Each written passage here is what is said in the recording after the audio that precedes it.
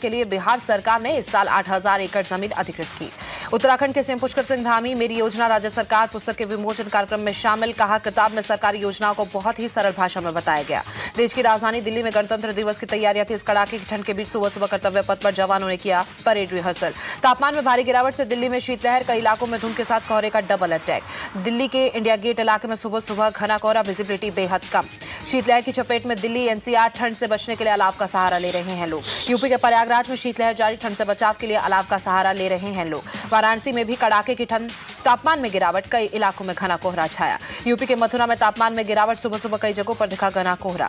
UP के संभल में कड़ाके की ठंड, सुबह सुबह आसमान में धुंध छाई, विजिबिलिटी कम। जम्मू कश्मीर के श्रीनगर में जमा देने वाली ठंड, शून्य के नीचे तापमान, न्यूनतम तापमान -6 डिग्री।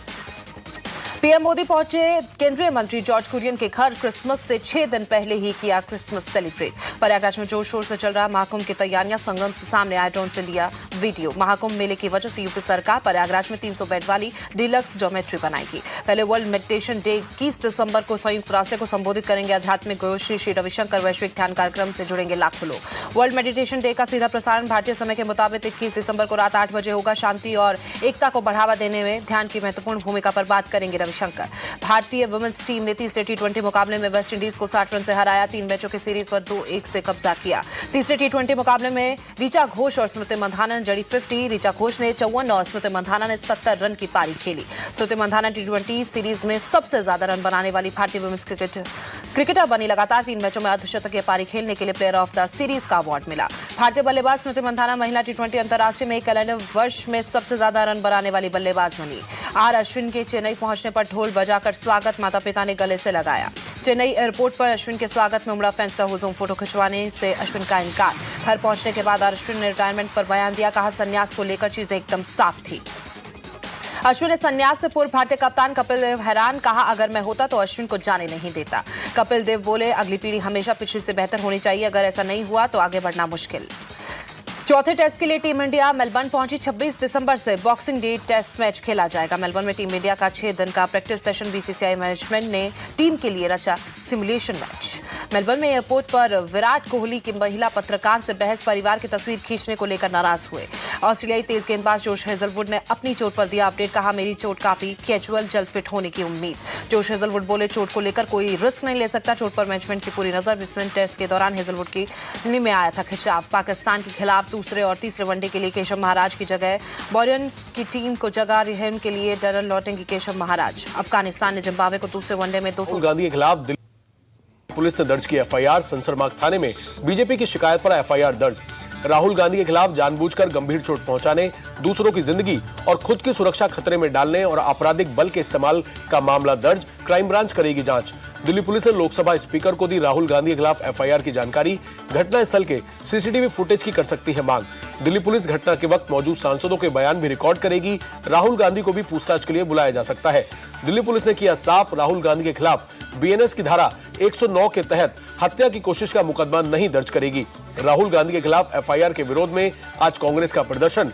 देश भर के सभी जिला मुख्यालय में कांग्रेस कार्यकर्ता करेंगे विरोध प्रदर्शन। कांग्रेस ने भी मल्लिकार्जुन खड़गे को गिराने के आरोप में बीजेपी के खिलाफ SC/ST एक्ट के तहत की शिकायत। पुलिस जांच में जुटी, अभी एफआईआर दर्ज नहीं की। संसद परिसर में धक्का मुक्की की घटना पर स्पीकर ओम बिरला ने जारी किया सख्त निर्देश। कोई भी राजनीतिक दल, सांसद या सांसदों का समूह संसद भवन के गेट पर कोई धरना प्रदर्शन नहीं करेगा। संसद धक्का मुक्की कांड पर राहुल गांधी ने दी सफाई। कहा, हमने कोई धक्का मुक्की नहीं की। अडानी मुद्दे से ध्यान हटाने के लिए पूरा विवाद। अंबेडकर पर माफी मांगे अमित शाह। राहुल ने अमित शाह के इस्तीफे की मांग की। कहा, बीजेपी आरएसएस की सोच संविधान विरोधी। ये दोनों अंबेडकर की सोच मिटाना चाहते हैं। मल्लिकार्जुन खड़गे ने भी बीजेपी पर साधा निशाना। कहा, अंबेडकर के मुद्दे पर ध्यान भटकाने के लिए दूसरे मामले सामने लाए जा रहे हैं।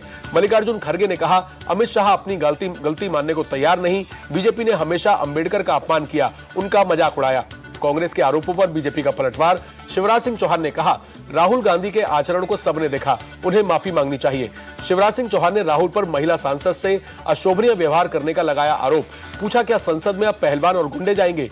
संसद परिसर में हुई धक्का मुक्की में बीजेपी के 2 सांसद मुकेश राजपूत और प्रताप सारंगी चोटिल हुए। राहुल गांधी पर धक्का देने का आरोप। बीजेपी महिला सांसद का राहुल पर बड़ा आरोप। कहा, धक्का मुक्की के दौरान राहुल मेरे बेहद नजदीक आ गए थे। सांसद ने सभापति धनखड़ को लिखी चिट्ठी। प्रधानमंत्री मोदी ने प्रताप सारंगी और मुकेश राजपूत से फोन पर बात की, दोनों का हालचाल जाना। राजनाथ सिंह ने आरएमएल अस्पताल जाकर सांसदों का हालचाल जाना, कांग्रेस पर साधा निशाना, कहा स्वस्थ लोकतांत्रिक व्यवस्था में ऐसी घटना दुर्भाग्यपूर्ण।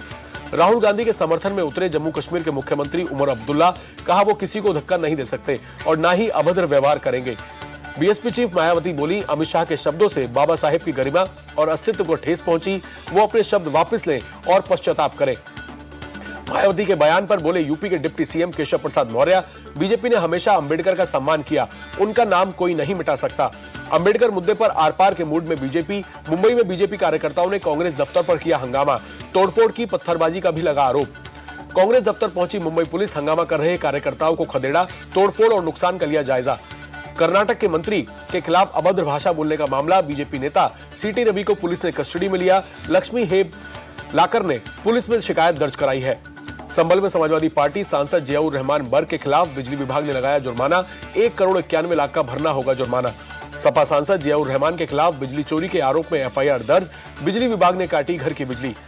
सांसद बर्ग के पिता ममलुक उर रहमान पर भी केस दर्ज किया गया, बिजली विभाग के अधिकारियों को धमकी दी गई थी। सांसद बर्ग के घर बिजली विभाग की छापेमारी पर भड़के अखिलेश यादव, कहा लगातार मुस्लिमों के घर पर छापेमारी करवा रही है सरकार, अपने सांसदों पर भी रेड कराए मुख्यमंत्री। संभल में आज पहुंचेगी एएसआई की 4 सदस्यीय सर्वे टीम। सूत्रों के मुताबिक जुमे की नमाज के बाद प्राचीन शिव मंदिर पहुंचकर कार्बन डेंटिंग का काम शुरू करेगी। संभल की तरह अब बरेली में 250 साल पुराने मंदिर पर कब्जे का मामला सामने आया। बरेली किला के कटगर मोहल्ले में गंगा महारानी मंदिर पर कब्जे का आरोप। यूपी के अलीगढ़ में दिल्ली गेट के सराय मियां में एक और मंदिर मिला। गुरुवार की शाम को पुलिस की मौजूदगी में खुलवाया गया मंदिर का दरवाजा। मंदिर के अंदर शिवलिंग और कई खंडित मूर्तियां मिली।